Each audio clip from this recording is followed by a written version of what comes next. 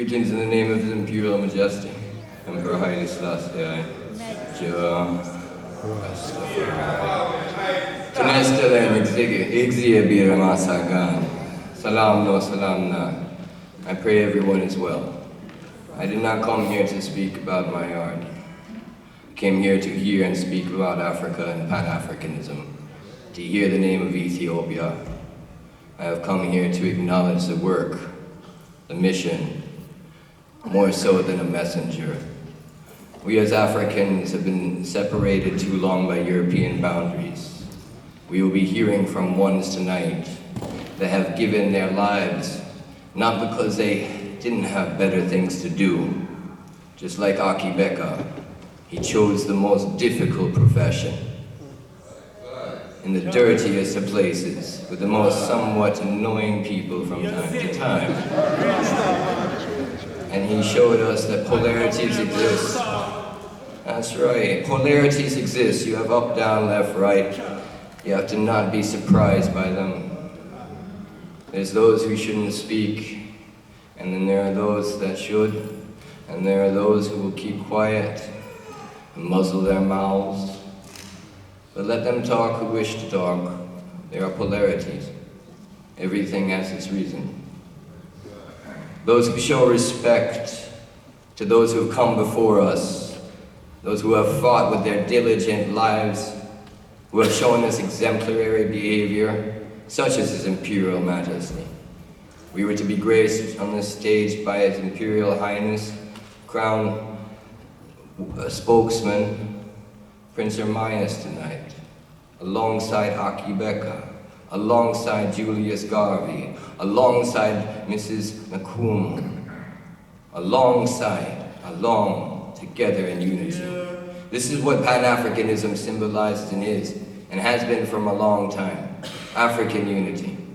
When we come together as people who understand that this is a mission that will bring together the world when we get ourselves in order.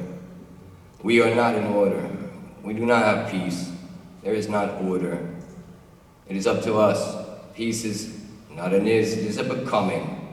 And that becoming shall be when we all fight for human rights and realize that our voice on a world stage isn't listened to. That Africa must unite on various reasons. Our art is our culture, and you can see how what's been cursed has created billions. And we must encourage our homeland, here and abroad, in a way that expresses that Kwame Nkrumah knew what he was saying, expresses Marcus Garvey knew what he was saying, and Haile Selassie is a modernization of an ancient wisdom which cannot be ignored. And so many times when we hear of Pan-Africanism, we seem to miss Ethiopia, her contributions. It is important for us to embrace all of our leaders. It is important for us to have the unity that we wish to seek amongst our brethren. Aki Beka, he knew I would not hold back words. He knew I will say what needs to be said, and I will deal with whatever it is, let my words be acceptable before Jah. There is a balance that has not yet been achieved. We do not have representation properly in the United Nations. Haile Selassie founded the United Nations as the 13th founding member and conceived of it with President Roosevelt. It is written in magazines, including the American in 1942 issue of June. It speaks very clearly of the prophecies of the future of how the United Nations would be a holy body of biblical proportions. When Africa can come together and realize our lack of representation and the fact that we have 5 countries that represent a vestige of colonialism, that they are not the same as they were and neither are we. We must modernize. We must update. We must embrace our leaders. We must show extreme patience. We must realize that we must listen to everybody all the way through, not jump to conclusions, not think that we know so much. We have an opportunity here that never was able to be in human history. And we have a responsibility that we've never had, which is to save the world with love. And it's something called collective security. It's something that we all know. None of you are children other than in the eyes of God. All of us are developed people and do not need elementary reminders of our duty. We have work, we have a mission. The mission is always the most important thing. And our mission is to make sure that the earth sees a royal example from Africa. Our mission is to love each other in the whole heart, a fullness. We have a lot to do. And I believe that if we come together, the children of these great ones, who understand that they too are giving their lives. Nkrumah has entered politics only to realize how dirty it is. She spoke and speaks of why it's important people like us join leadership positions, why we enter politics, why we become and hopefully will be a body that can be a Congress in every nation, create a balance and a check and a reformation on the United Nations, that we realize this is our house, this is our earth, and if we unite and make sure that people realize on simplicity, on the nature of what we've already built, the vision that was already established, that these things can be accomplished. We have in this house so many from so many places, and the earth in itself. We know ourselves as Ethiopians. Many great Pan-African leaders and those would do so well to acknowledge Haile Selassie. They would have so many of us on their side. Quick! All we want is to be acknowledged, that our name be heard, that Ethiopia be remembered, and it's not looked at as, Nelson Mandela, who was trained by Haile Selassie, a Jomo Kenyatta that studied and followed His Majesty, Kwame Nkrumah, who was so close to His Majesty. His Majesty taught Ethiopia a lesson when he came there.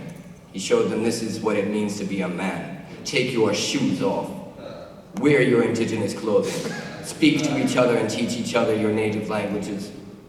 These boundaries are artificial and are part of this colonial vestige that needs to be removed. Too many times we are being classified in names that are not ours.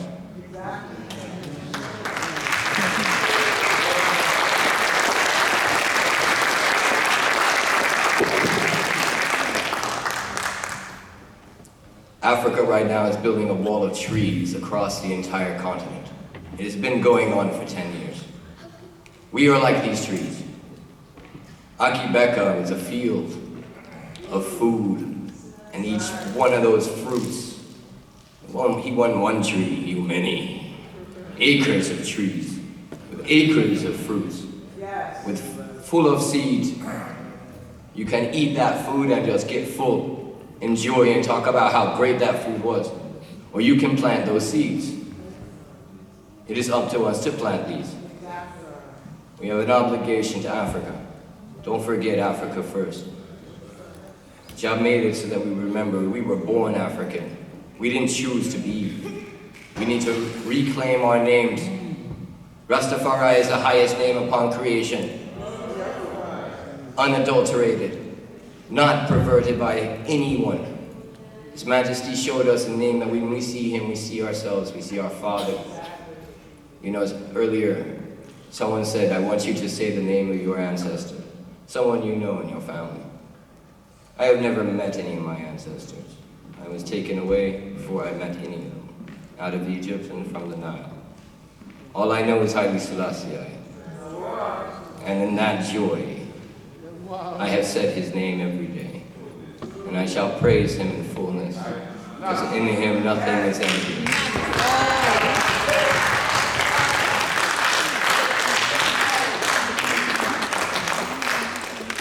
African unity is a new idea. We are all in the infant stage, and that's why we must be patient but move swift. We should have understood this a long time ago. In some places in Africa, it is known.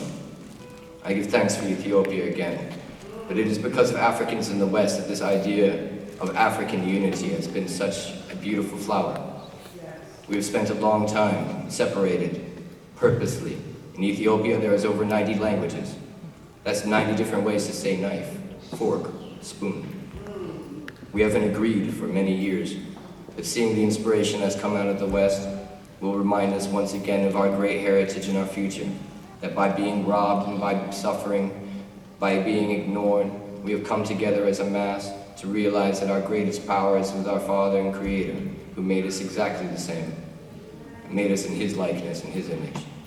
We have to remember that though they wish to take away our books, our names, it's always not a black and white issue. We must remove these type of mind states. There's no black land or white land. Everyone must be proud of where they come from, and encourage others to be in an upful spirit, in a loving mind, in a wise mind, in a like mind.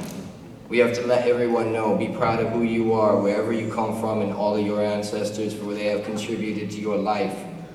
You're here because they fought hard, they died, they bled. If Marcus Garvey was here, with the amount of media and possibilities, he is in us. And this is why there's no past pretense. I will say with that, we are here now, as God is. Our duty and our responsibility is the Most High. Vaughn believed in the scriptures strongly. Yes. He also knew that ones will try and take it away and say that we have been colonialized with this, and that this is a white man book. Know the history and know that they want us to reject it. Know that this book is full of Ethiopia and history of all of us. As is the Quran and as is the Vedas. These things are ancient. Know thyself. Realize the truth is all over the place. Akibeka wants you to know. Look, seek, learn, listen, find, share. I thank you for sharing this stage with us, brother. The Spirit told us this is what must be. Focus on Africa. Let us figure out how we can come together. And then let us figure out how we can find our proper place in the United Nations and reform this wonderful but yet not perfect body. We have work to do, and it's in the salvation of the earth that we come. May we have redemption and pray for Africa in this hour and all of mankind, that we may be acceptable to see a future of peace. In the name of His Imperial Majesty and the Holy Trinity.